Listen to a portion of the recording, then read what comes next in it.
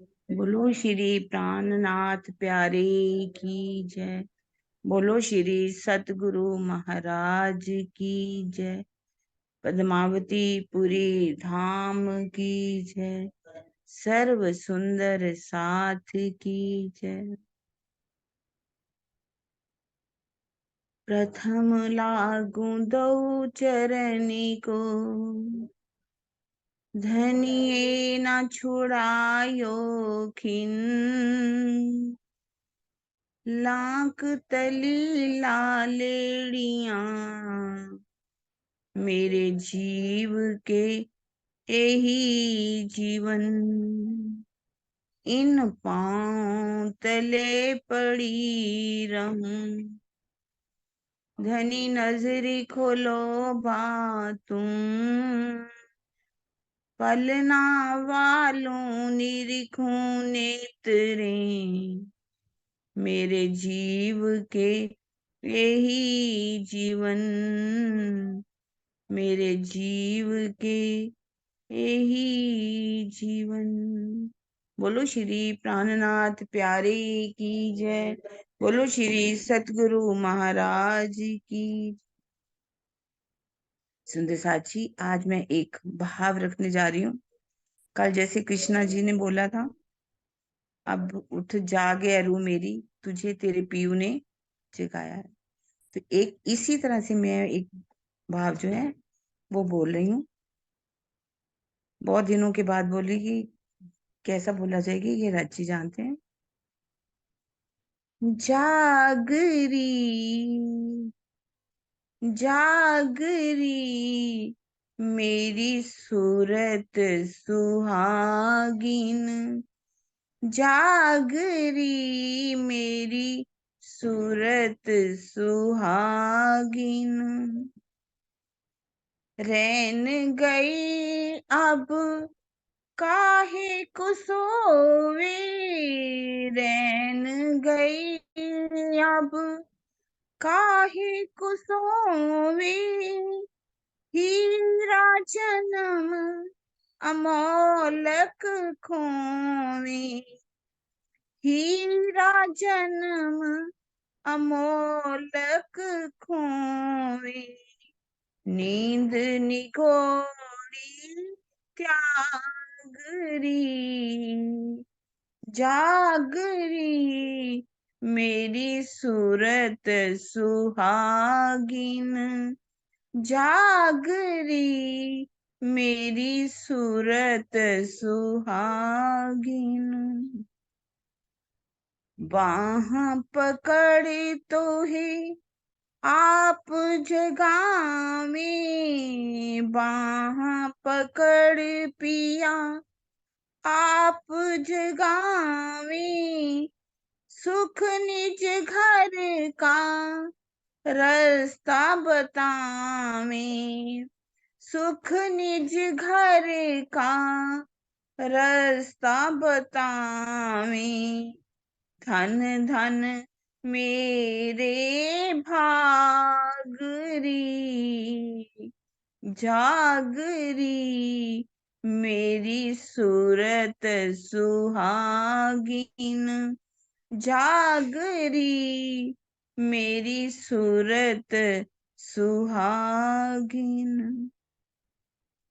जो जागे वो पिया की प्यारी, जो जागे वो पियू की प्यारी। चरण कमल पर जाए बलिहारी, चरण कमल पर जाए बलिहारी। पावे अटल सुहागरी, जागरी मेरी सूरत सुहागिन। जागरी मेरी सूरत सुहागिन। चलो री सखी सिन गार सजेरी, चलो री सखी सिन गार सजोरी सब अंगों अपने पीयूषों मिलोरी, सब अंगों अपने पीयूषों मिलोरी, रल मिल खेले भागरी, जागरी मेरी सूरत सुहागिन, जागरी मेरी सूरत सुहागिन।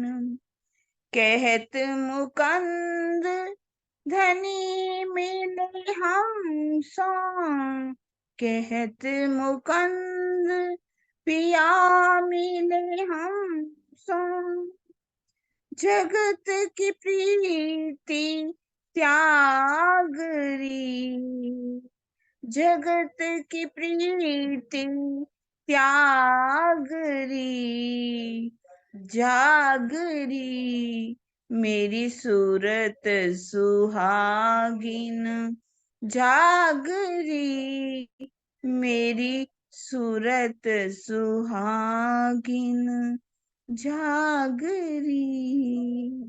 बोलो श्री प्राणनाथ प्यारे की जय। बोलो श्री सतगुरु महाराज की। प्यारे सुंदर साथ जी, ये भाव जो है, एक आत्म को कैसे पुकारा जा रहा है, अपने आप को पुकार रही है आत्म कि ये मेरी आत्म तू जाग, जाग रही मेरी सूरत सुहागिन, जाग रही रैन गई अब काहे को सोवे, झूठी नींद त्यागरी, नींद निगोड़ी त्यागरी, जागरी मेरी सूरत सुहागिन, जागरी। वास्तव में हमारी रैन तो समाप्त होती जा रही है, हमारी जीवन की रैन जो है वो समाप्त हो रही है। कब जागेगी आप? कब अपने प्रीतम से हम फाग खेलेंगे? कब सुख लेंगे? इन्हीं शब्दों के साथ हम अब शुरू करते हैं अपने श्रृंगार ग्रंथ का वाणी मंत्र।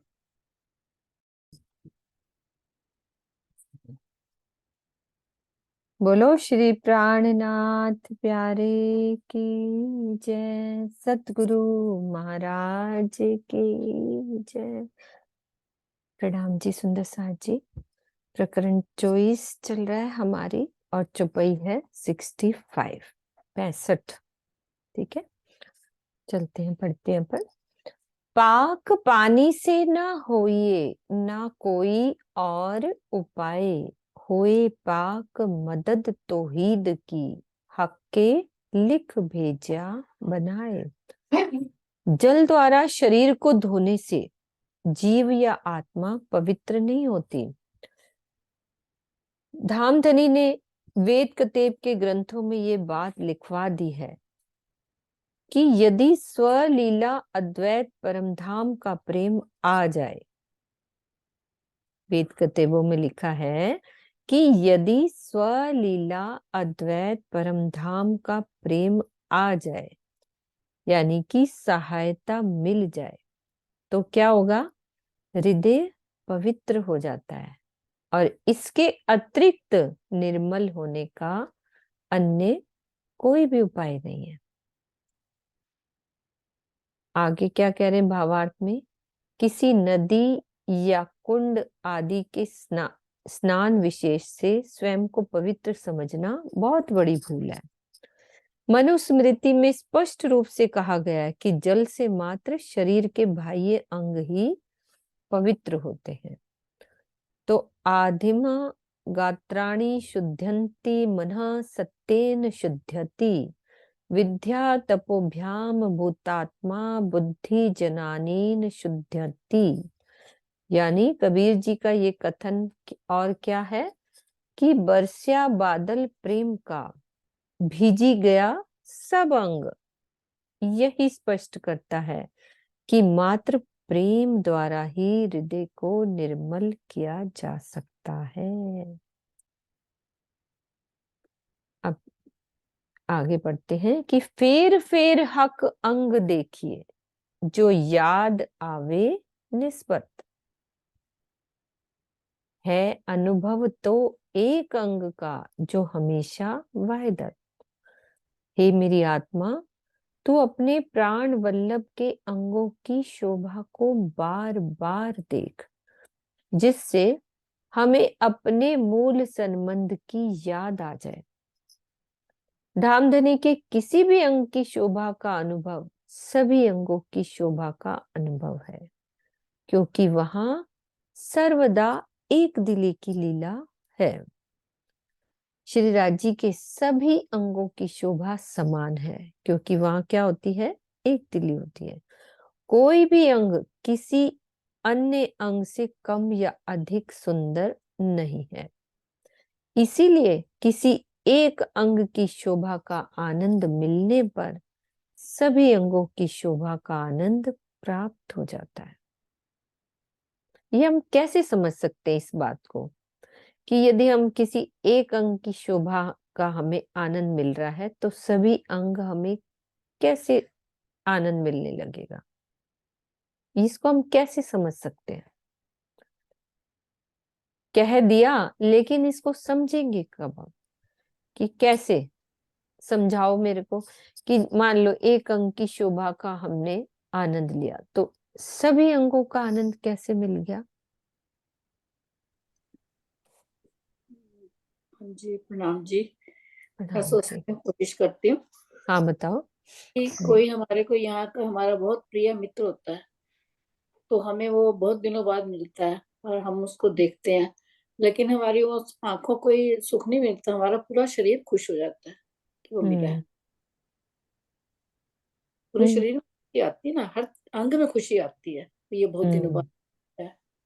ये हम्म। समझते हो? आगे बताओ, किरण दीदी बताती है कैसे। हाँ मतलब अच्छा लगा, मतलब मेरे को और चीज क्लियर करनी थी, कि जैसे हम हर बारी यही पढ़ते हैं कि आप एक अंग की शोभा को हम्म। देखोगे तो प्रणाम सारे जी। अंगों के। हाँ जी, प्रणाम प्रणाम जी। जी। श्रृंगार की हाँ। एक चौपाई है, पूर्ण पांचों इंद्रिय स्वरूप।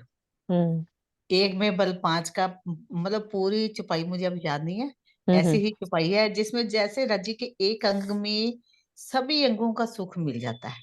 ये हम्म। रज्जु वाणी के द्वारा हमें इस संसार में आके उन्होंने माया में हमें समझा दिया कि नहीं, कोई भी समझा अंग तो रज्जु रहे का हैं, ले मुझे तो उदाहरण सभी को बताओ। पूर्ण आएगा, सुख हम्म। मिलेगा हम्म। सभी अंगों का। हम्म। ये है खुले इन श्रृंगार अंग छाती में वर्णन है ना, उसमें ये चौपाई है, 31वीं चौपाई है शायद। नहीं वो तो पता है, ये तो हम अभी भी पढ़ रहे हैं, इस चुपई में भी फिलहाल यही बात कही है, लेकिन वो कैसे, आप मुझे उदाहरण दे के बताओ, जैसे सरोज दीदी ने उदाहरण दिया है ना, वैसे ही अब स्वर्णा दीदी कुछ और बताओ कि कैसे हो सकता है। जैसे राज्य के नैनों में अगर हम देखते हैं तो राज्य के नैनों में देखते देखते हम वहां की लालिमा, हम्म। उसके अंदर राज्य के दिल के अंदर तक रूह पहुंच जाती है। हम्म। जैसे राज्य के एक आंख नजर मतलब देखती है तो उसके द्वारा राज्य के दिल तक उस पहुंच जाती है। नैनों की अगर अगर श्रवण अंग की बात करें तो राज्य रूह की बात जिन अंग को सुनते हैं तो उसका उत्तर भी अपने मुखारबिंद से जब देते हैं तो उसी से मतलब रूह को भी सुख मिलता है रज्जी की बात का। हाँ। ये हमने पीछे मतलब पढ़ा था श्रृंगार में। ठीक है। प्रणाम स्वर्णा जी। दीदी आप क्या बता रहे हो, बताओ। प्रणाम जी सुंदर साथ जी, राज्य के चरणों में कोटि कोटि प्रणाम जी। अगर राज्य के अगर एक अंग को हम देख लेते हैं तो हमें सारे अंगों का सुख किस प्रकार मिलता है। जैसे वहां पर एक दिल्ली है, वहां पर अगर हमारी जैसे हम राज्य के राज्य सिंहासन पर विराजमान है और राज्य का बायां चरण तो नूर की चौकी पर विराजमान है और दायां चरण श्री श्यामा जी के की तरफ दाई तरफ है। श्री श्यामा जी मतलब उनके दाई तरफ बाई तरफ, और हमारे हमारे मतलब तरफ से दाई तरफ होता है। तो श्यामा जी उसमें उस उनकी लीकों में उनके चरणारविंद की जो लीकें हैं, लालिमा है, गहराई है, उसमें अपने को निहारती हैं, अपने मुखारबिंद को निहारती हैं और राज्य का भी मुखारबिंद उसी में दिख जाता है। तो वो लीकों में खो जाती है, वो ऐसे खो जाती है कि मतलब जो है पूरे अंगों का दीदार कर लेती है। वो अपने आप को मतलब जैसे शरीर से तो मतलब हमारे जीव भाव के कहते हैं, जीव भाव से परे होना, और श्यामा महारानी तो वैसे ही हर तरह से सर्वगुण संपन्न है। तो मतलब अगर एक अंग में देखते हैं तो उसमें उसकी दृष्टि ऐसी टिक जाती है कि वो किसी और अंग को देखना ही नहीं चाहती, उसको सभी अंगों का सुख उसमें मिल जाता है। मेरे ये भाव है। प्रणाम ठीक है। जी, बाकी आप।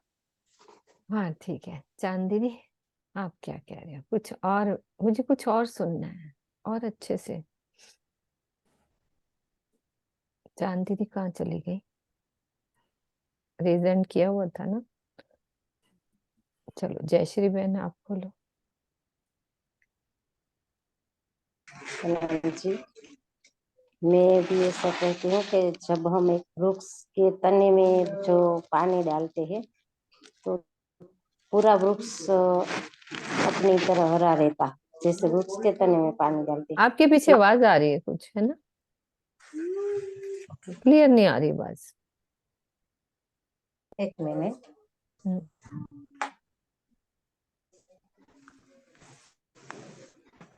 मेरा कहना है कि जैसे वृक्ष के तने में हम पानी बोते हैं तो वृक्ष पूरा हरा भरा रहता है, उसके एक एक पत्ते को भिगोना नहीं पड़ता, वो तने में डालते ही पूरा वृक्ष अच्छी तरह से हरा रहता है।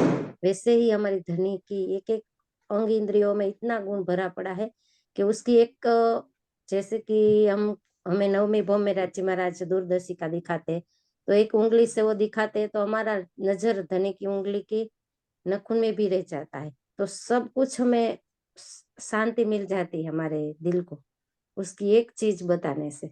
वैसे ही मुझे ऐसा लगता है कि ऐसे इस तरह राज्य के एक एक अंग इंद्रियों में से इतना सुख मिलता है। और बहुत गहरी बात है। हाँ जी आप बोलो चांदनी। प्रणाम जी सुंदर साथ जी। मुझे ऐसा राजी उपजा रहे दिल में, मुझे ऐसा लग रहा है जैसे एक आशिक और माशूक होते हैं ना, तो आशिक जब माशूक का कोई भी एक अंग देख लेता है, अगर नेत्र देख लिए तो वो नेत्र उसको इतने सुंदर लगते हैं कि वहां से उसकी नजर हट ही नहीं पाती, वो उसी को ही देखता रहता है। बस उस एक अंग में ही वो इतना डूब जाता है कि उसको लगता है उसका पूरा पूरा जो शरीर है ना वो नेत्र ही बन गया है, और वो बस उनको देखना ही चाहता है, इधर उधर उसकी दृष्टि जाती ही नहीं है, उसी में डूब जाता है। इससे ऐसा कहा है कि उनके एक अंग की शोभा ही ऐसी है कि पूरे अंग की शोभा जैसे उसी में ही समा गई हो। क्योंकि आशिक अगर कहीं और देख लेना एक एक अंग को छोड़ के, तो फिर वो आशिक ही नहीं है, क्योंकि उसको वही सबसे सुंदर लगता है। अगर वो नेत्रों को देखेगा तो उसको नेत्र ही इतने सुंदर लगेंगे, उसकी दृष्टि हटेगी ही नहीं वहां से। अगर वो कानों को देख लेगा तो उसको कानों से उसकी दृष्टि नहीं हटेगी, वो किसी भी एक अंग में इतना डूब जाएगा कि उसको कहीं और उसकी नजर जाएगी ही नहीं। मुझे ऐसा लगता है। हाँ जी हाँ मम्मी जी मम्मी, आप बोलो।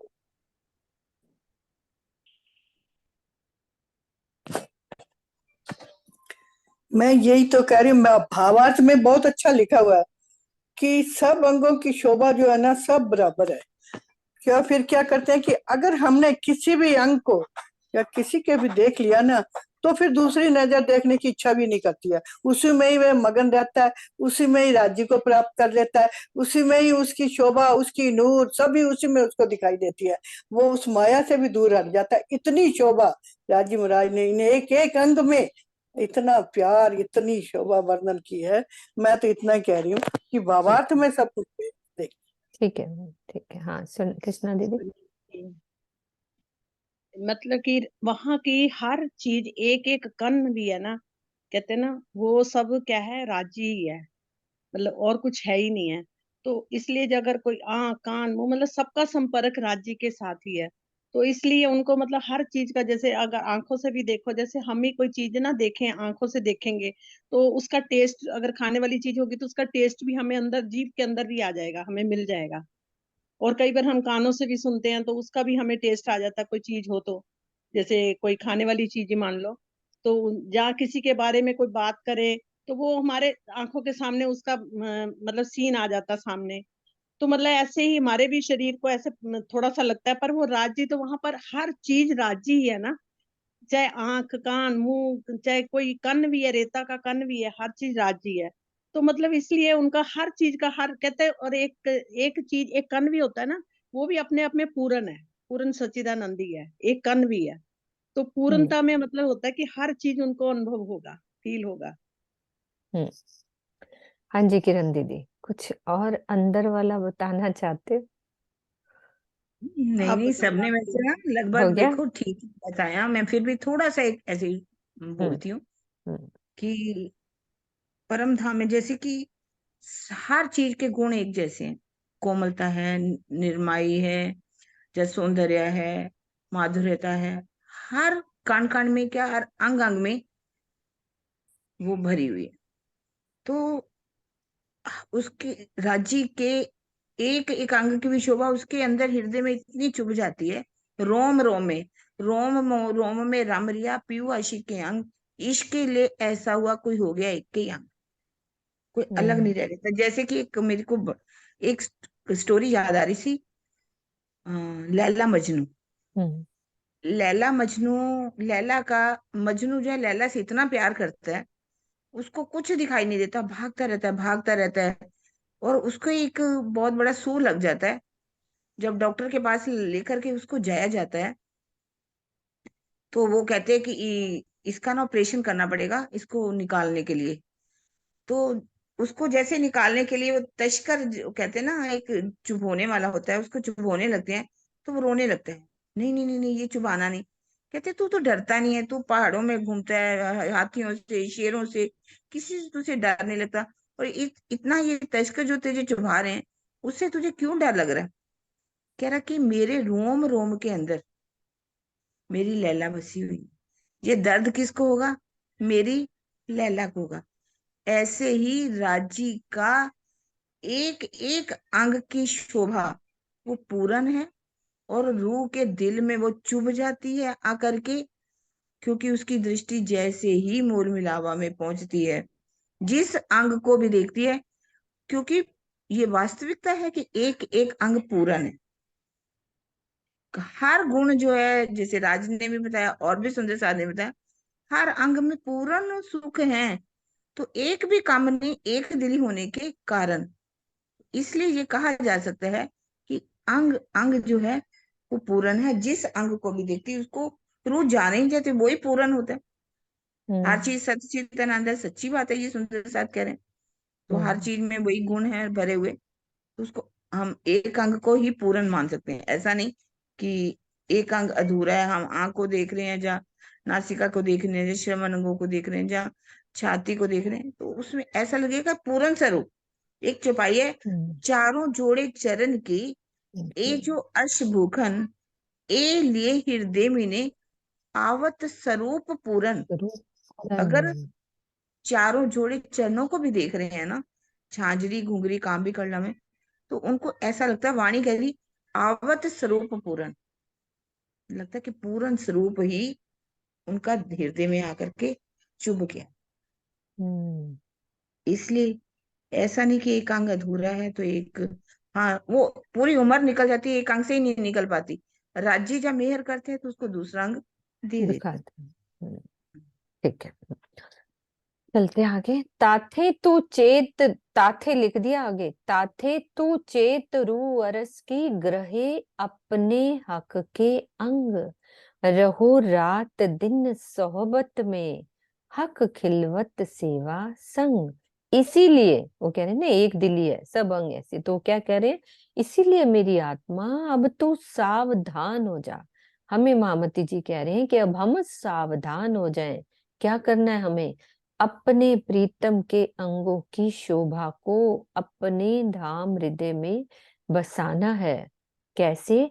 चितवन के द्वारा अपनी आत्म दृष्टि को मूल मिलावे में लेके चलना है, और रात दिन धनी की निकटता को महसूस करना है, और निकटता में रहकर प्रेममयी सेवा से रिझाना है धनी को।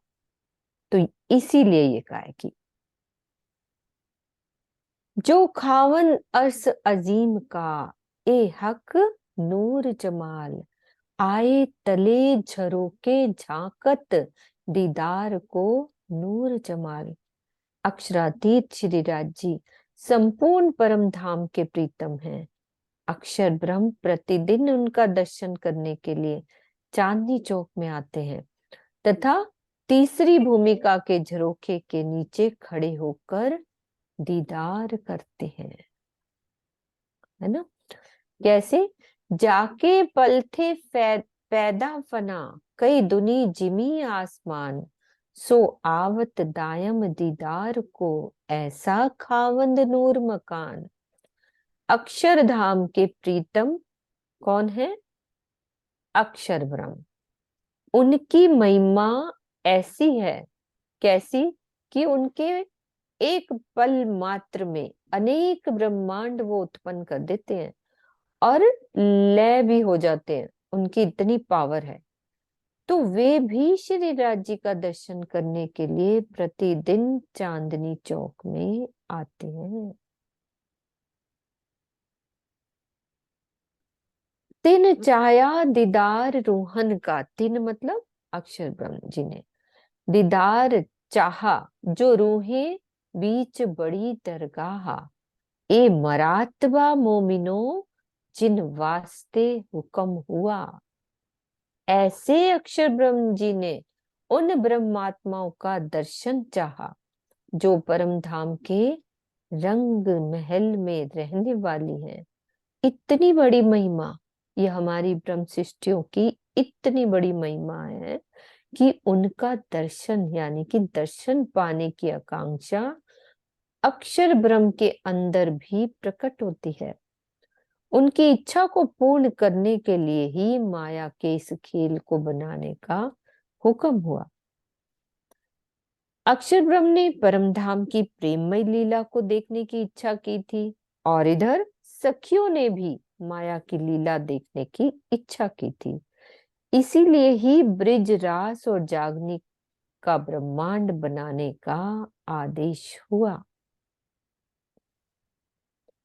देख देख मैं देखिया, ये सब करत हक हुकम, ना तो अरस दिल एता मता लेके, खिन रहे ना बिना कदम।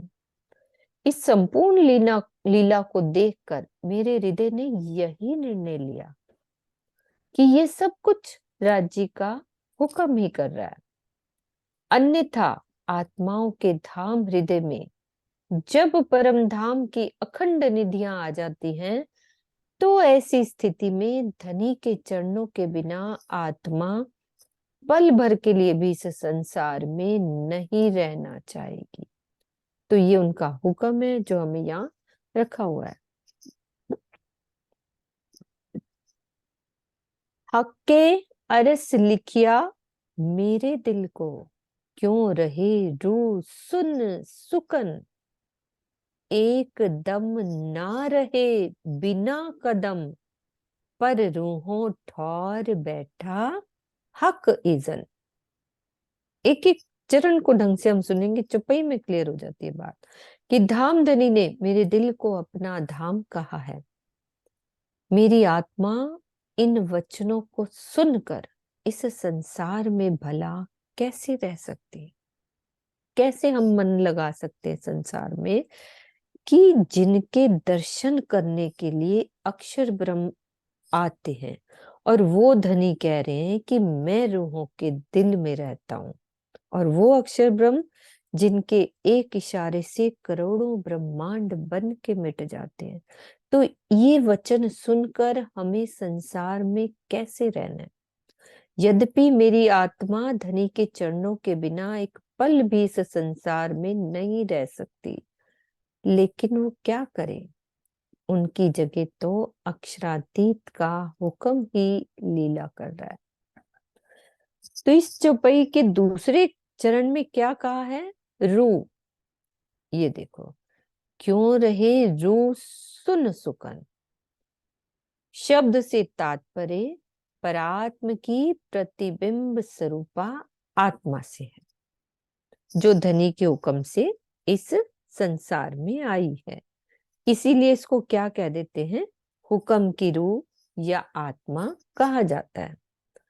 परम धाम में तो परात्मा एक पल के लिए भी धनी के चरणों के बिना नहीं रह सकती, किंतु इस समय में इतने समय तक धनी से दूर रहने का आशय यही है कि श्री राजी के हुक्म से ही ऐसी परिस्थितियां उत्पन्न हुई हैं।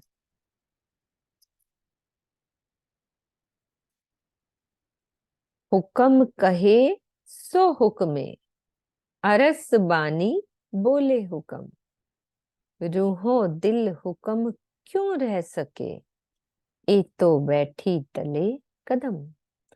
मूल स्वरूप श्री राजी की हुक्म से ये हुक्म का स्वरूप यानी कि आत्मा परमधाम की वाणी बोल रहा है। जो ब्रह्मंगनाएं मूल मिलावे में धनी के चरणों में बैठी हुई हैं, उनके दिल में हुक्म का ये स्वरूप कैसे रह सकता है? देख लो, ये अलग बात है। दोबारा पढ़ती हूँ इसको।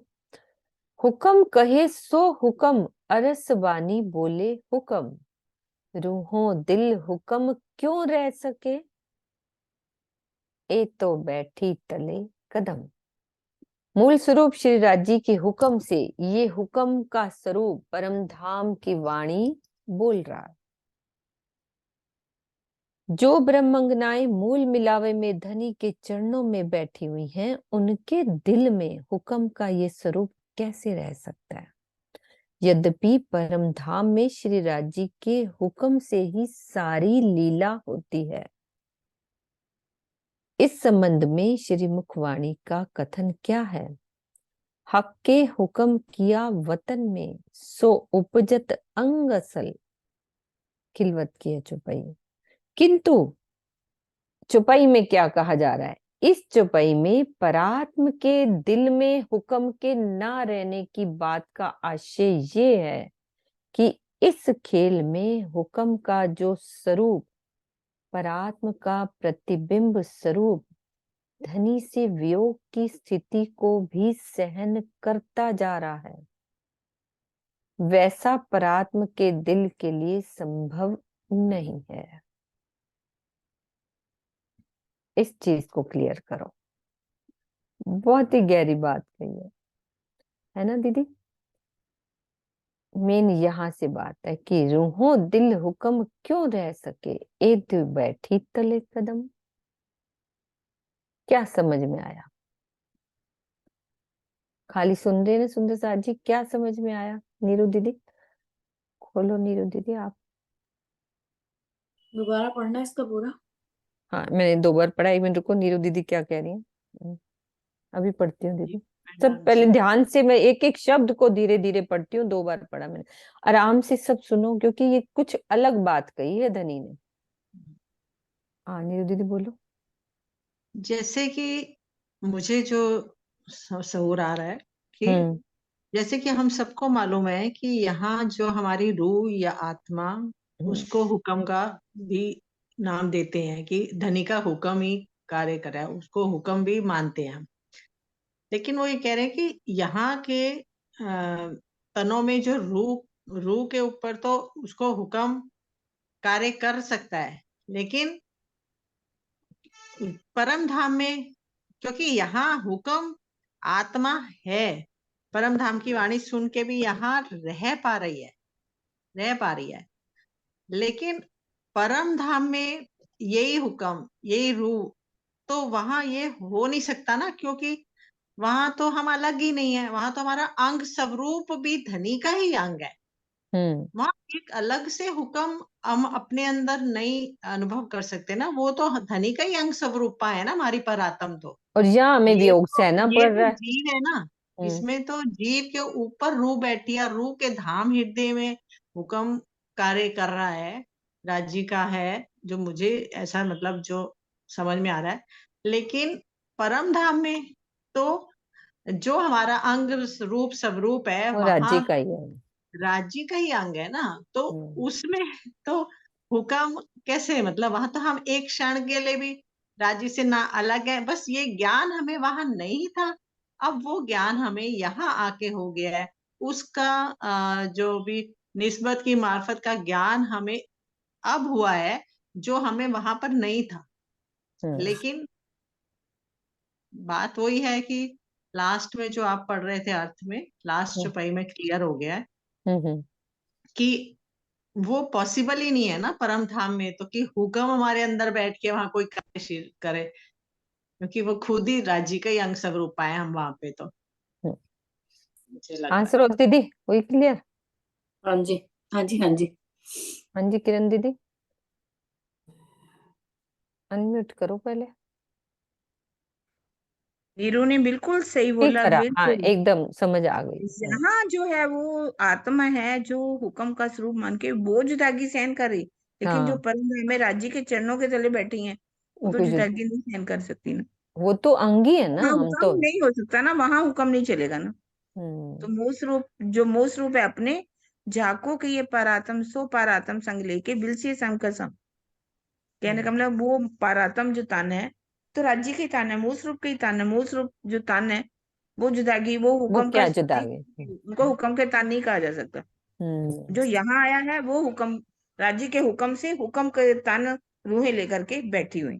परम धाम वाले राज्य जो है, जो पारातम है, उस पर हुक्म की बात नहीं की जा सकती और वो जुदागी सहन नहीं कर सकता। यहाँ हम कर पा रहे हैं। ये आराम से रह रहे हैं, ठीक है। हाँ देखिए कितने खेल आराम से तन, आराम से रह रहे हैं। खेल तन में हुक्म ना रह सके, हुज्जत लिए रूहन, क्योंकि लिंक है ना। यदि एक चौपाई हम नहीं समझेंगे, अगली वाली नहीं समझ आएगी, इसीलिए गहरी चौपाइयां चल रही हैं। एक एक स्टेप बाय स्टेप है, पूरी उसकी बात चल रही है। तो खेल तन में हुक्म ना रह सके, हुज्जत लिए रूहन, हुक्म हमारे खसम का, क्यों देवे दाग मोमिन। ब्रह्म सृष्टियों का दावा लेकर श्री राज्य का हुक्म इस संसार के तन में नहीं रह सकता, क्योंकि धाम धनी का हुक्म ही हमारे ऊपर दाग क्यों लगाएगा। इस चुपई दो में ये बातें हुई ना। दो पहली बात, बातें करी है। हाँ पहले में कह दिया कि वो मतलब जुदागी सहन कर सकते हैं, पर हाँ। राज्य वो कह रहे यहाँ भी हुक्म है, वो भी तो राज्य की इच्छा है, तो उस पर दाग कैसे लग सकता है, कैसे हम्म जुदागी सहन, वो भी नहीं करेगा जुदागी सहन। हाँ, क्योंकि वो उसको फिर आत्मा की जागृति करके उसकी सुरता फिर धनी से लगी रहेगी, वो उस तरह से।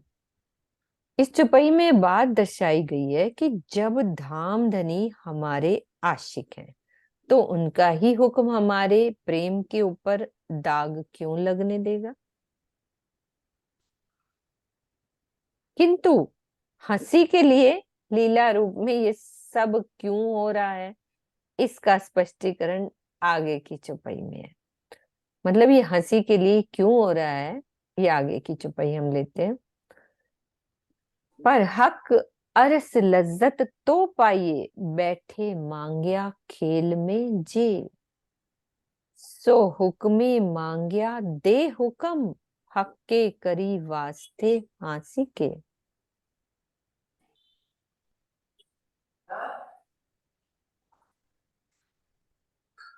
परम धाम में ही ब्रह्म सृष्टियों ने धामधनी से ये मांगा था कि हमें माया का के खेल में भी परम धाम का रसा स्वादन चाहिए। इस प्रकार परात्म का प्रतिबिंब स्वरूप हुक्म यानी आत्मा ही स्वाद मांग रहा है, और मूल स्वरूप का हुक्म ही उसे पूरा कर रहा है। हमने ही तो मांगा था ये सब स्वाद। तो इस सारी लीला तो श्री राज जी ने हंसी के लिए की है। कहना क्या चाहते हैं दीदी, कंक्लूजन क्या है ये बताओ आप। देखिए जब तक इस खेल में आए हैं, हम्म तो जो आत्मा आई है वो चाहती तो सुख लेना ही है ना। हम्म अगर कुर्बानी नहीं कर पा रहे तो हमारी हंसी तो होनी है। वरना जो हुक्म भी नाम लेकर के रूह का बैठा हुआ है वो भी जुदाई सहन नहीं कर सकता। हम्म वो भी चाहेगा कि जो परम धाम में मांगा था, सुख मांगे थे, इस खेल में भी हमें सुख मिलने चाहिए। तो हुक्म तो मांग रहा है ना, हुक्म रूहों का ही नाम लेके बैठा हुआ है। वैसे वो उन्होंने ऊपर कहा कि वो हुक्म जो है रूहों के ऊपर वो माया में मगन हो सकता है। हाँ, हो सकता है, ये भी बात है, दोनों ही है। वो हंसी के लिए, हंसी हक्के के लिए। करे वास्ते हंसी के। पर राज्य से जो हमने परम धाम में भी कहा था कि हम वहां, राज्य ने कहा था तुम्हें मैं सुख देना चाहता हूँ, एक साहिबी अर्ज की और वाहिदत का इश्क ए दिखलावने रूहन को पहले दिल में लिया। राज्य ने दिल में जो लिया हुआ है वो भी राज्य यहाँ पर सुख दे रहे हैं। जो हमने परम धाम में साहिबी भी दिखा रहे हैं, अपनी वाहिदत का भी सुख दे रहे हैं, अपनी निस्बत का भी सुख दे रहे हैं, सारे सुख हमें, खिलवत का भी सुख दे रहे हैं, मार्फत का भी सुख राज्य यहाँ दे रहे हैं। हम्म। रसास्वादन कारीगरी तो से। जो मांगा है वो राज्य दे रहे हैं। पर यदि हम नहीं कर रहे थे तो हंसी होगी तो होगी। फिर हमारी हंसी होगी, है ना। वो तो हंसी है ही, राज्य हंसी करने के लिए तो खेल कर रहे हैं। आ गई बात छुपाई हुई आगे भी। ये हम्म। बातें होसी सब हरस अरस में हंस हंस पड़सी सब, ये हुक्मे करी सब हिकमतें, सब वास्ते हमारे रब। ये सारी बातें परम धाम में होंगी, जिसे सुनकर सभी हंसते हंसते गिर पड़ेंगी। हमारी इच्छाओं को पूर्ण करने के लिए श्री राज जी के हुक्म ने इस प्रकार की अनेक युक्तियां कर रखी हैं। हंसी राज तो जी ने ना। आप भी बातें करेंगी। अरे सारी वाणी में पढ़ते थे, एक एक चरण को भी करते थे, करते थे। फिर भी वो सुख हम नहीं ले पा रहे, तो हमारी हंसी तो होनी ही होनी है वहां पर, हाँ, है ना। राज जी कितने हंसेंगे। तुम्हें ऐसे मैंने समझाया, ऐसे भी समझाया, फिर तुम हम्म। वैसे के वैसे। हमारी तो वही ढाके तीन पात, बात, हाँ, साडा परनाला उथे दा उथे। उथे था साईं उथे। साईं हे धनी, अभी हंसा रहे हो आप हमें। कैसे अभी तो करें। लग रहा है ना ठीक, वहां पता लगेगा जब वहां आज हंसेंगे। सुंदर साजी कैसा लग रहा है आपको? भी बात समझ आ रही भाई और सुंदर सा जी, बड़ी गहरी चुप्पियां चल रही। पहले ये बताओ, समझ में आ रहा है कि नहीं आ रहा। आज तो हमारे बीच नरेश जी भी आए हैं। अरे वाह, नरेश जी अच्छे से समझाते हैं। प्रणाम जी नरेश जी। बड़े दिनों बाद दर्शन हुए उनके। मैं बहुत दिनों से याद कर रही थी सच्ची। ये अमेरिका कनाडा घूम रहे हैं अभी नरेश जी। हाँ, जाग गए होंगे फिर। हाँ, टाइम का फर्क बहुत है ना। वो ज्यादा फर्क है। है ना। हाँ जी नरेश जी, खोलो।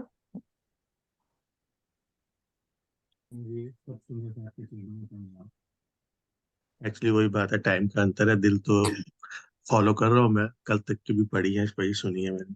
हम्म। तो मेरे से आज रहा नहीं गया। यहाँ सुबह के हम्म। 5 बजे हैं, 4, साढ़े 4, 5, और ठंड भी यहाँ बहुत है। हम्म। तो बड़ा अच्छा श्रृंगार तो ऐसा है कि ये वाला प्रकरण जो पहले, क्यों वर्ण हक सूरत, और आपका अरशर वाहिनी की दिल की में रह, मतलब अरवा आशिक जो अर्श की, अर्श की अरवा उसे कहा जाएगा कि जिस दिल, अरवा आशिक जो अर्श की, ताके हृदय हक सूरत, के अर्श की अरवा उसे ही हम कह सकते हैं जिसके दिल में हक सूरत, राजी महाराज के निवास। और आज की छुट्टियां तो और भी गहरी हैं जो आप कह रहे हैं। तो उसमें भी यही है लिंक। अभी इतना नहीं मैं बोल पाऊंगा क्योंकि अभी ज्वाइन किया 5-10 मिनट हाँ, पहले कोई ही। बात नहीं, कोई बात तो नहीं, उसमें बस चलो। यही है कि आ, राजी का हुक्म ही हमारे रूहों के तन में बैठ के सारा काम कर रहा है। तभी तो उन्होंने कह दिया, एक चौपाई में, आगे सिंधी में आएगी शायद वो, हुक्मे मांगया हुक्म से, हुक्मे मांगया हुक्म से, सो हुक्म देवनार। हुक्मे, हाँ, हुक्मे देवनहार। हुक्मे देवनहार, सो सब में हुक्म फैल का, सो हक खबरदार। तो मतलब राजी महाराज ने अपने हुक्म से ही हम सबके अंदर अपना, हुक्म से ही मंगवाया, खुद ही हुक्म से मंगवाया। मांगने वाले भी वो खुद ही बन गए क्योंकि रूहों, और सब में यहाँ पे हुक्म फैल के, तभी तो ऊपर एक चुपे में कहा गया ना कि आत्मा को, जो परात्म का प्रतिबिंब स्वरूप है, कि वो भी हुक्म का स्वरूप बोला गया आत्मा को। आत्मा को हुक्म का स्वरूप बोला गया, जैसे ऊपर की छुपैयों में भी आपने पढ़ा होगा। तो उस पे तब भी अब ये कह रहे हैं कि अगर उसके अंदर हुक्म काम कर रहा है तो हुक्म क्यों हंसी होने देगा भी, ये क्यों दाग लगने देगा? हुक्म कोई कम चीज नहीं है। लेकिन एक जगह कह दिया कि समझ आने के बाद रूहों को हुक्म से भी ऊपर का दर्जा दे दिया। लेकिन फिर भी क्योंकि ये खेल हास्य है, तो हास्य तो करनी इसलिए है कि सारी वाणी समझ आने के बाद वो विरह नहीं आने देते, वो तड़प नहीं आने देते, वो इश्क नहीं आने देते। हम कितनी वाणी पढ़ते हैं, वो जो एक तड़प है वो नहीं आती। ज्ञान आ गया सारा, प्रेम भी कोशिश करते हैं, लेकिन हंसी हंसियां होनी है। क्योंकि इस हंसते, और दूसरा ये जो कहा गया कि भी वहां आपने खेल में ये भी मांगा था कि राजी महाराज कि भाई हमें वहां पे आप अपने चरणों से जुदा मत करना, और यहाँ में परम, तभी तो कह दिया कि मुझे परम धाम की भी लज्जत चाहिए इस संसार में। तो अब कह रहे हैं परम धाम की लज्जत में दे रहा हूँ, तब भी तुम्हारे में वो दर्द पैदा नहीं हो रहा। आपने वो वाला जो विरहा रस वाला जो पढ़ा था ना आपने, वो क्यों वर्णो हक सूरत वाला जो प्रकरण था, विरहा का जो क्या बोलते हैं, हाँ कलश विरहा, वाला। हाँ कलश, दिन हाँ विरहा कलश रस वाला, वाला। कि भाई कितना मैं तुम अपने इतने अंगों का मैं वर्णन कर रहा हूँ, एक एक अंग का वर्णन कर रहा हूँ, तब भी तुम्हें चोट क्यों नहीं लग रही? किस लिए नहीं चोट लग रही? कि वो लगने ही नहीं दे रहे। क्योंकि हंसी हंसी कैसे होगी? अगर हम सारे इतना तड़प जाए और सारा कुछ हो जाए, तो वो तो फिर हंसी होगी नहीं, हमारी वैसी रहनी भी नहीं हो पा रही। क्योंकि सबसे पहले तो जीव जीव को रहनी करनी पड़ेगी। आत्मा तो देखो, आत्मा क्या है? कई बार ना हम बड़ा एग्जाम्पल एक आता है, मैं किसी की बात को वो नहीं कर रहा, कोई अन्यथा ना ले।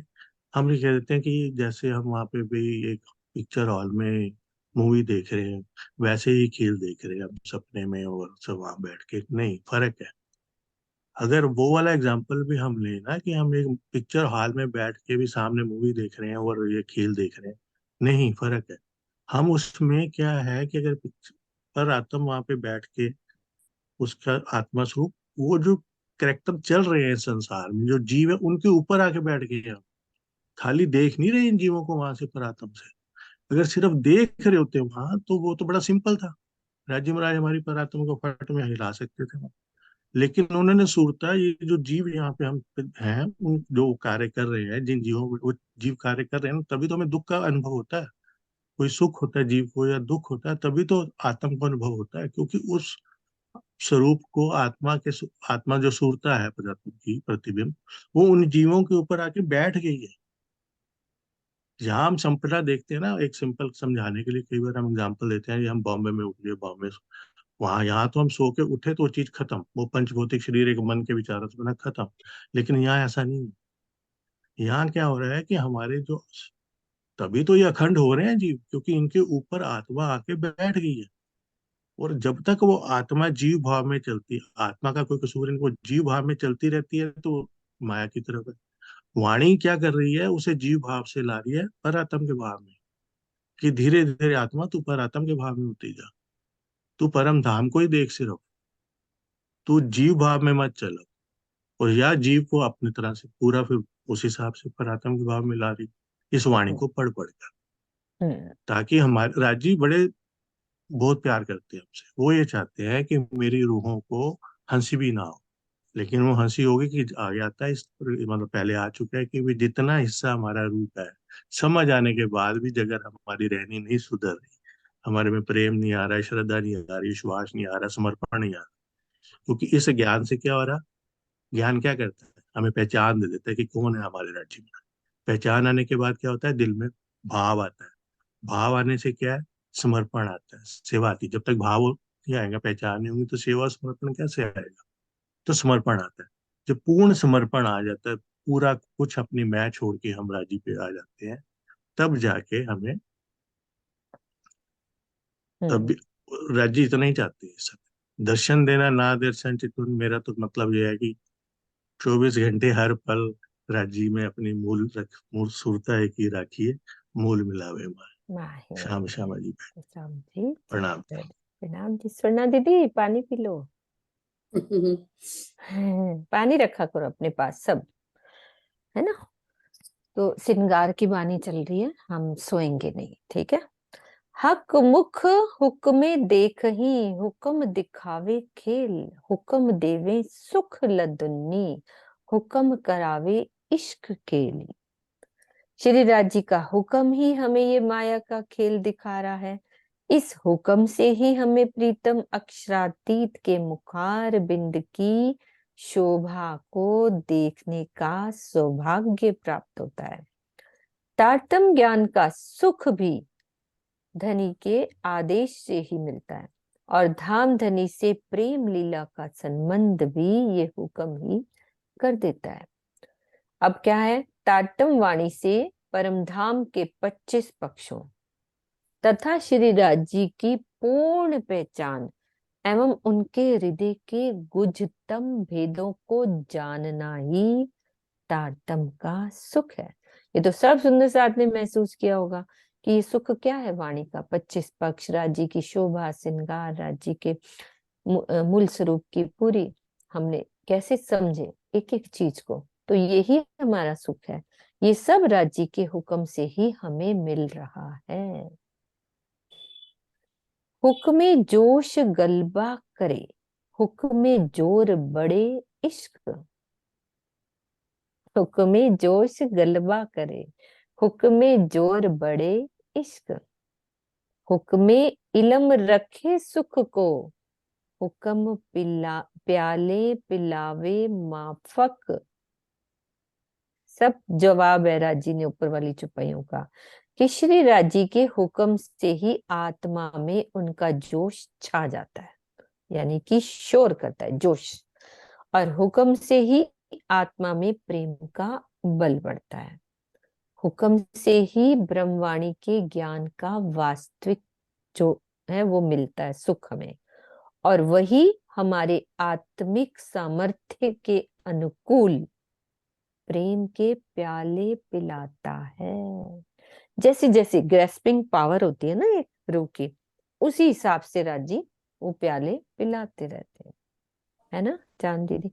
ब्रह्मवाणी का शाब्दिक ज्ञान ही वास्तविक ज्ञान नहीं है, बल्कि उसमें छिपे हुए मार्फत का ज्ञान, परम सत्य का ज्ञान को समझना ही परम उद्देश्य हमारा होना चाहिए। खाली ये नहीं कि वो चौपाई पढ़ ली उसका अर्थ, लेकिन राजी कहना क्या चाह रहे, अंदर तक क्या कहना चाहते हैं, इसी में ज्ञान का यथार्थ सुख छुपा हुआ है।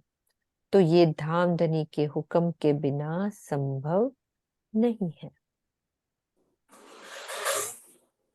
जिस आत्मा के, सरोजी की आवाज आ रही कहीं से, जिस आत्मा के जीव के हृदय में जितनी श्रद्धा, अब हम अपनी अपनी स्थिति देखें, जिस आत्मा के जीव के हृदय में जितनी श्रद्धा, जितना समर्पण, जितनी निर्विकारिता एवं कोमलता होती है, उससे क्या होता है, उस आत्मा का आत्मिक बल उतना ही अधिक माना जाता है।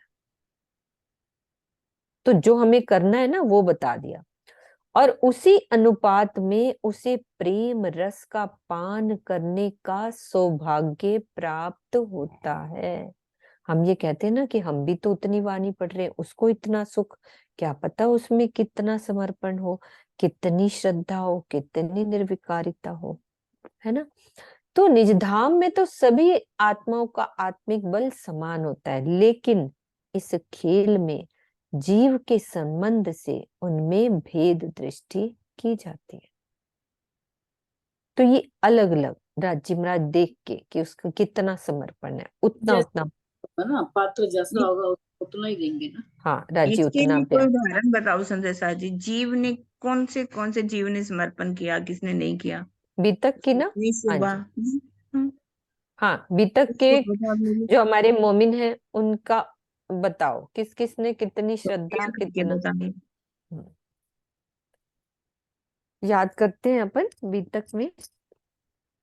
हाँ जी, जय श्री बहन, कितनी श्रद्धा समर्पण, जय श्री बहन।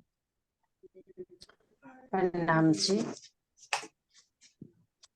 पहले नजर में तो 12 मोमिन का तो उसके तोल में तो कोई नहीं आता। 12 मोमिन ने कितनी नहीं, समर्पण ऐसे किया कि सुंदर उस के नाम जीव बताओ की जिन्होंने उसने किया और जिन्होंने नहीं किया। सुंदर साथ के नाम तो पहले लालदास आप जी एक का नाम बता लिए दो। जाते हाँ हैं। हाँ, लाल दास जी का है। छत्रसाल लाल दास जी, हमारे राजा राम जाजम भाई। नहीं नहीं, चलिए हाँ बढ़िया जी। बढ़िया ना, ये तो बिल्कुल आप ठीक बता रहे हो। और भी कोई बताए? हाँ जी, पद्मा। जांग जी भाई। जी हाँ जी, जांग उसने क्या समर्पण किया पद्मा? कांजी भाई ने? उनने तो अब पूरा ही समर्पण कर दिया ना, जो भी अपने उनको अपने धाम के धनी मान के और अपने घर में ले आए, पूरी सेवा पूरी करी उनकी, हर तरह से उनका कुर्बानी मतलब किया की उन्होंने? कुर्बान, कुर्बानी की? अपनी पत्नी का त्याग कर दिया हाँ। है। हैं? बच्चों राज्य का के नहीं, सामने, मतलब पत्नी उन्होंने का। अपने धाम धनी के सामने पत्नी को कुछ नहीं समझा, उनका तुम जाओ, मेरे तो हम्म। राज्य है, तो मतलब हाँ वो बिल्कुल चली बिल्कुल जाए, तो ठीक। माया को बढ़िया बिल्कुल बढ़िया। उन्होंने प्राथमिकता नहीं दी है। जी जी हम्म। बिल्कुल बिल्कुल। हाँ जी। हाँ जी, और कोई सुंदर सार? हाँ जी, सरोज दीदी आप बोलो। हाँ जी, चिंतामणि जी ने कुर्बानी करी, समर्पण किया। उन्होंने हम्म कह दिया था ना एकदम से कि पहले तो नहीं किया, पहले तो उन्होंने कहा भाई मैं, मेरे शिष्यों में मुझे मत बताना, मेरे को बदनाम मत करना, मतलब मेरे पे शब्द नहीं है, मेरे को बोलना नहीं आता। कोई बात नहीं, कोई बात नहीं। कोई बात नहीं, ठीक, भाव समझ रहे हैं हम लोग। हाँ, तो और लेकिन कोई? जब पूरा हम्म समर्पण कर दिया, समझ दिया, तो फिर उन्होंने कह दिया मारो मेरे काले कुत्ते को, कि जो मेरा हम्म अहंकार रूपी काला कुत्ता है, इसको मारो। और मैं बिल्कुल आज, मेरे अंदर कुछ नहीं है, जो कुछ है ये सामने हमारे बैठे हैं, यही है सब कुछ। बिल्कुल ठीक है। अहंकार। और बहुत से सुंदर साधे हाथ खड़े किए हैं, हाँ बहुत जी, अच्छे। अनिल भैया। प्रणाम जी दीदी, प्रणाम जी सुंदर सर जी। हम्म। भैरव ठक्कर, उन्होंने पूर्ण समर्पण, संकल्प, पूर्ण ईमान के साथ सब कुछ हम्म जो उनके व्यसन थे सब कुछ हम्म, छोड़ दिए, जी जी बिल्कुल और बिल्कुल श्री जी ने 3 ही दिनों में उन्हें परम धाम तक पहुंचा दिया। उन बिल्कुल। श्री जी ने नहीं पहुंचाया, पहुंचे तो खुद भैरव ठक्कर जी, क्योंकि उनका समर्पण इतना था, उनका भाव इतना था, इसलिए वो तुरंत वो आत्मा जागृत हो गई और अपने परम धाम को देख लिया। प्रणाम जी। बिल्कुल ठीक है, दीदी ठीक। एक मैं बताऊं, मुकुंदास जी। मुकुंदास जी। हाँ हाँ जी दीदी, वो मतलब जी। हाँ उन्होंने जी। वो घर छोड़ा था ना दीदी। किसको वो छोड़ा था?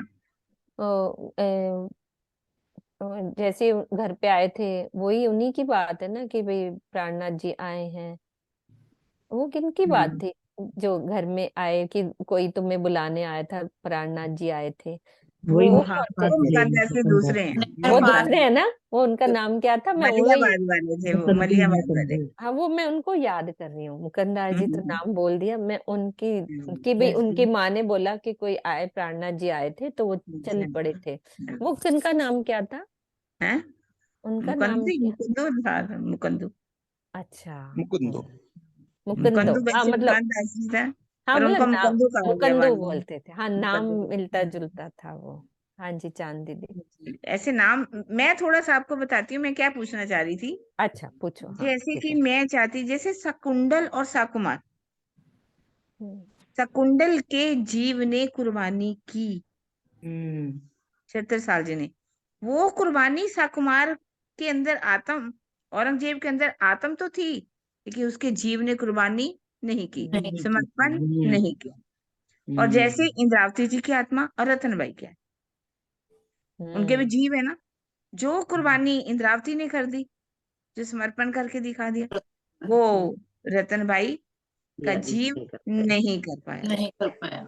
मैं यहाँ, हम्म। मैंने मेरे भाव जो था, आपने सारे परमहंसों के नाम बताए बहुत अच्छे, पर मैं, मेरे कहने का मतलब कौन से जीव थे जिन्होंने कुर्बानी की और जिनके नहीं की? शकुंडल और साकुमार, हम्म। इंद्रावती जी और रतनबाई। हाँ, कंपैरिजन, मतलब वो हाँ, आपने कंपैरिजन मैंने कंपैरिजन। भी, है ना? हम्म। ऐसे तो सारे ठीक हम है। गिनने लगे तो बहुत बहुत बहुत आत्माएं हाँ हैं। बहुत हो जाएंगे, हाँ बहुत हो हम्म, जाएंगे, हाँ वो भगवान बात दास, ठीक है आपकी। रेणुदास, सब सुंदर साथ हाँ। बहुत अच्छे अच्छे नाम लिख रहे हैं, इसी बात। ठीक है ना? हम्म। कुर्बानी के ठीक है दीदी। मामले में। हाँ दीदी की बात समझ में आ गई सुंदर सा जी, वो जो दीदी पूछना चाह रही थी, तो अपन एक चौपाई लेते हैं। हुक्म बेहोश ना करे, हुक्म जरा जरा दे लज्जत, हुक्म पनाह करे सब रूहन, हुक्मे जानी जात निस्बत। श्री राज जी का हुक्म आत्मा को इश्क में बेसुध नहीं होने देता। वो क्या करता है? थोड़ा थोड़ा करके प्रेम का रसपान कराता रहता है। श्री राज जी का हुक्म सभी आत्माओं को प्रीतम अक्षरातीत की शरण में रखता है। धनी के हुक्म से ही आत्मा को ये पता चल पाता है कि श्री राज जी से हमारा मूल संबंध क्या है ना। हुक्म प्याला हुक्म पिलावही, करे हुक्म रखो पाताए, ना तो इन प्याले की बोए से तब ही अरवा उड़ जाए। धामधनी का हुक्म परम धाम की आत्माओं को इश्क के प्याले पिलाता है और उनके शरीर की भी रक्षा करता है। ऐसा नहीं है कि राजी इश्क के प्याले नहीं पिलाते, अन्यथा इश्क के प्याले की सुगंधी मात्र से आत्मा इस पंच भौतिक तन का परित्याग कर देगी। माया का जीव परमधाम के इश्क का थोड़ा भी भार सहन नहीं कर सकता। जीव का शरीर वासना से उत्पन्न होता है, वो परमधाम के परम पवित्र प्रेम की सुगंधी को भी झेल नहीं सकता और विरह में शरीर का परित्याग कर सकता है। लेकिन धामधनी का हुक्म ही आत्मा के अधिष्ठान स्वरूप जीव के शरीर की भी रक्षा करता है। इतने धनी के हुक्म की कार्य। ए प्याला कबू किन ना पिया, हम रूहें आइया 3 बेर। ए प्याले पहले तो पिए, जो हम थे बीच अंधेर। ये भी अच्छी है। परम धाम के पवित्र प्रेम के इस प्याले को आज दिन तक इस सृष्टि में किसी ने भी नहीं पिया सिवाय हम ब्रह्म सृष्टियों के। इस खेल में हम ब्रह्मंगनाएं 3 बार आ चुकी हैं। कैसे? पहली बार ब्रिज में, फिर रास में और इस जागनी के ब्रह्मांड में। अब से पहले ब्रिज लीला में हमने प्रेम का प्याले अवश्य पिया, किंतु पूरी अज्ञानता में। रास में भी प्रेम रस का पान किया, किंतु आधी नींद और आधी जागृति में। और इस जागनी के ब्रह्मांड में तो धनी हमें पूरी जागृति करके वो प्याले पिला रहे हैं। ए प्याले पिए जाए क्यों जागते, तन तब ही जाए चिराए, बोए भी न सह सके तो प्याला क्यों पिया जाए। जागृत अवस्था में प्रेम का प्याला नहीं पिया जा सकता, क्योंकि प्रेम की अग्नि से शरीर के टुकड़े टुकड़े हो सकते हैं। जब ये पंच भौतिक शरीर प्रेम की सुगंधी को भी सहन नहीं कर सकता, तो उसका प्याला कैसे पिया जा सकता है। ये भावार्थ में स्पष्ट करें कि इस चौपाई में जागृत अवस्था का तात्पर्य ज्ञान दृष्टि से जागृत होना। इश्क का रसपान तो वस्तुतः बेसुधी में ही होता है। ज्ञान द्वारा पूर्ण पहचान होने की अवस्था में यदि प्रेम रस का पान किया जाए तो ये पंचभौतिक तन उसके बोझ को सहन करने में समर्थ नहीं हो सकता।